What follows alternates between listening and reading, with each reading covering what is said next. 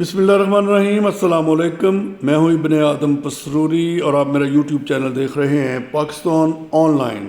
सबसे पहले तो आपसे गुजारिश है कि इस चैनल को सब्सक्राइब कर लें ताकि आइंदा भी आप तक हमारी वीडियोस पहुंचती रहें। आपको लिए चलते हैं सियालकोट, जहां पुलिस ने समाज दुश्मन अनासर और मनशियात फरोशों के ख़िलाफ़ मुहिम का सिलसिला शुरू कर रखा है।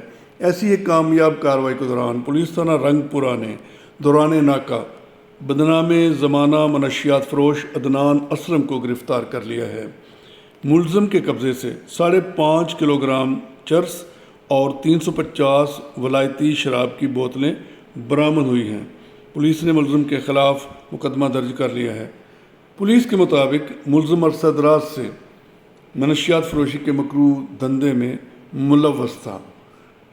District police officer Sialkot Mohammad Hasan Iqbal ने पुलिस टीम को शाबाश दी है। उन्होंने कहा कि पुलिस मुआशरे के नासूर मनशियात फ़रोशों के ख़िलाफ़ क्रैक डाउन का सिलसिला आइंदा भी जारी रखेगी।